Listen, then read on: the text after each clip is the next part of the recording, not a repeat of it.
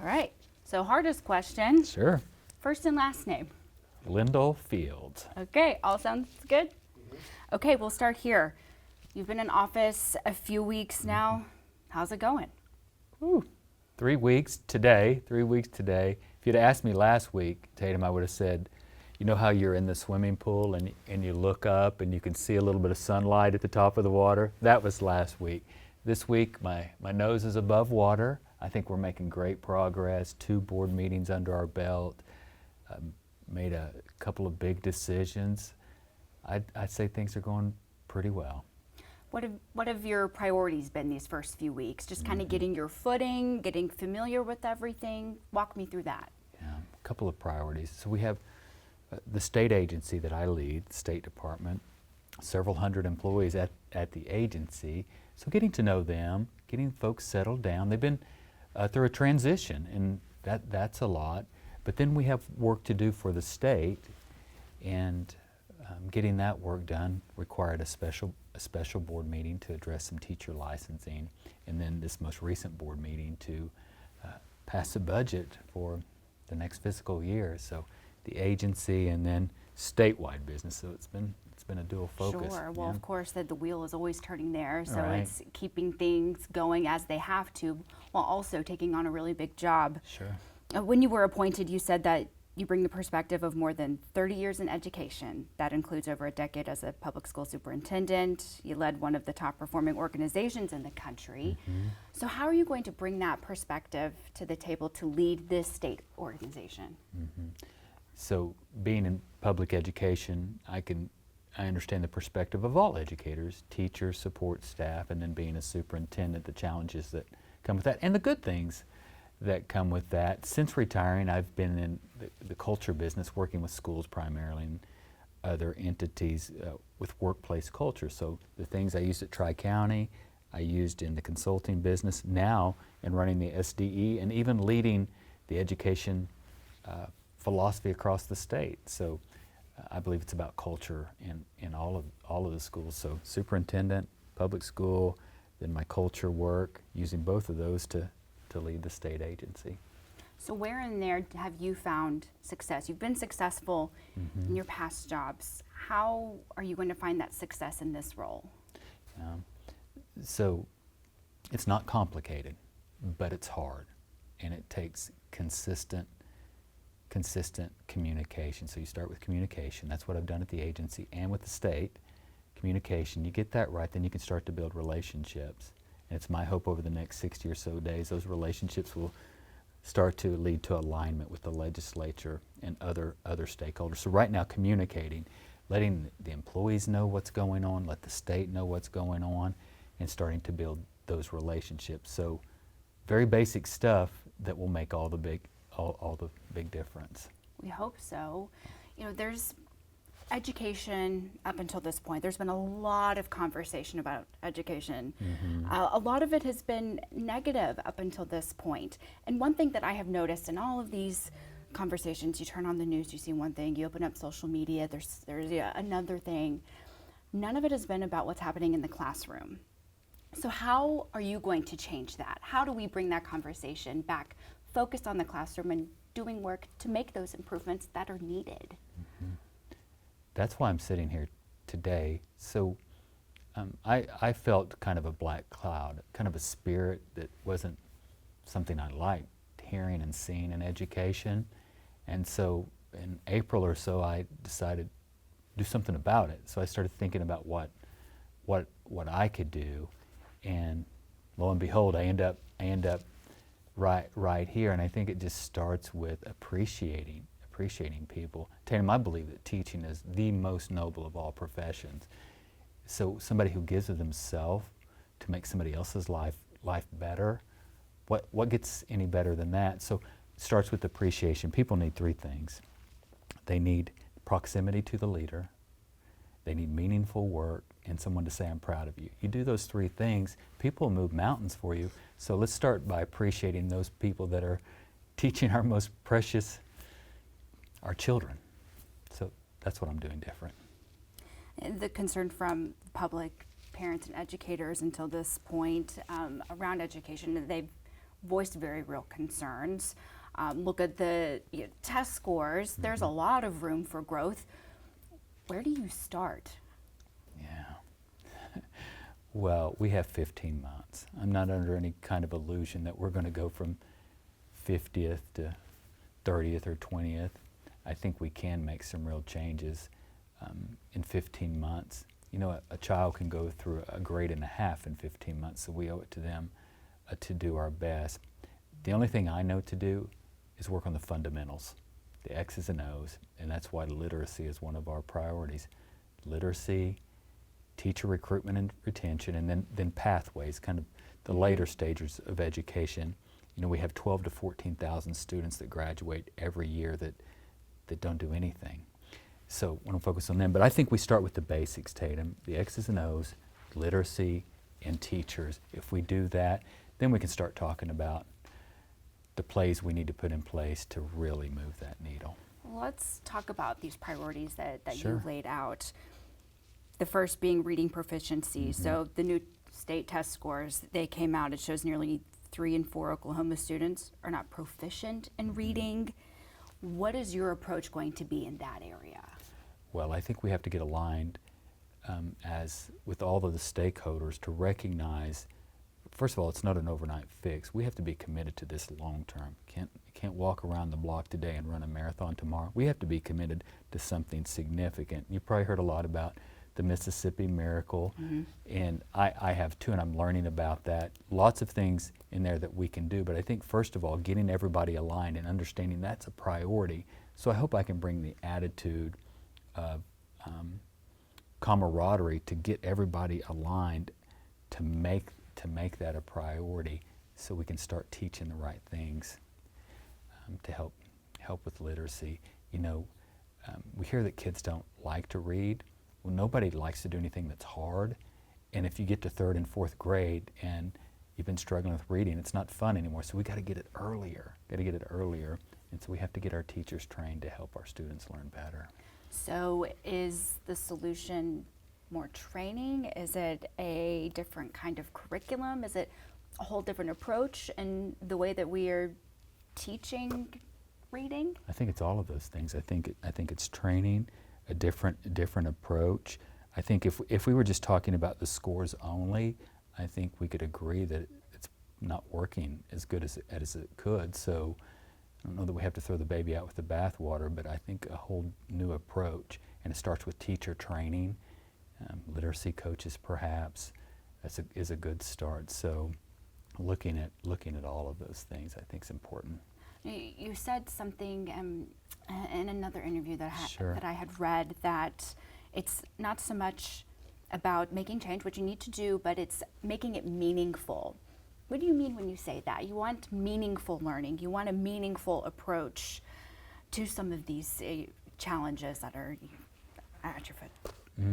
I don't remember the exact comment that you're referring to, but I think when you think about meaningful, we throw a lot of things. We throw a lot of things at education, new shiny things. So I suspect I was talking about. Well, let me back up. The best organizations say no to almost everything. Let's focus on what really works, and that's meaningful. Instead of trying to do everything, find out what we can be really good at. And I think that's the basics. Keeping it simple. Keep it simple. One of your other priorities, of course, is teacher recruitment and retention. Right. What will your approach be in that area? Well, I think we have to collectively set the tone that teaching is admirable, that it's a good thing. So people start to get back into teaching. And so it starts with an attitude. Then I think it's leadership in the schools.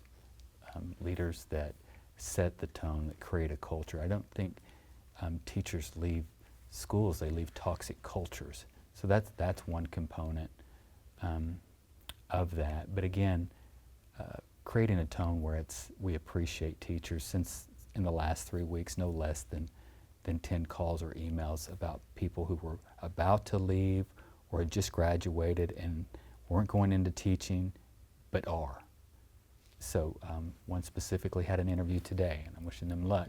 They weren't going to teach as of Monday. So I think just this energy that, hey, we need you and you can make a difference, I think we start there. Sure. Well, there's been big change at the state level. Right. And we hope that that will recruit more. Sure. What about the teachers that are already here? Mm-hmm. They, how do you keep them? How do we find a way to keep them in the classroom and to be maybe reinvigorated for this work that they do? I think the tone helps. Folks that have been in the trenches that maybe are tired and maybe even feel trapped. I think it takes a community. So parents trusting their teachers that they're working in the best interest of the students. I've said on many occasions, we want parents to fight for the highest possible good of their children, but the teachers want the same thing. They're doing what's in the best interest, and I think as a community, less focus on social media and going to the source. I think having respect for the teachers, to go to the teachers, perhaps not airing our grievances on the internet and using that as a platform to try to solve problems and following the chain of command and respecting the school for what it is, the people that are helping to raise your kids. So I think it starts there.